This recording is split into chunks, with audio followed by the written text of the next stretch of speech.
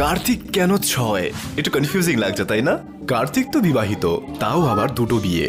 কার্তিকের এক নাম ষণ্মুখ, অর্থাৎ যার 6টি মাথা। তার পালন কর্ত্রী মায়ের সংখ্যাও 6টি।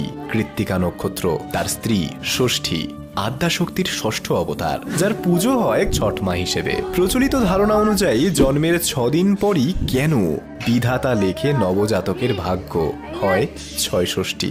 এবারে নিশ্চয়ই প্রশ্ন জাগছে, কার্তিককে নিয়ে সবকিছুই 6 কেন আটকে আছে? আমি বলছি, কার্তিকের জন্ম হয় শিবতেজ ও পার্বতীর অসীম শক্তির মিলনে।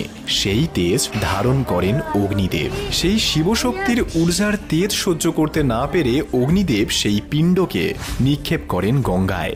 সেই জলে পুষ্ট শিবশক্তির ঊর্জা থেকে জন্ম নেয়া সদ্যজাতকে মাতৃত্ব দান করেন 6 জুন কৃত্তিকা নক্ষত্র। সবশেষে তাকে বরণ করেন দেবতারা। জন্মের এই 6টি ধাপ এক একটি অধ্যায়।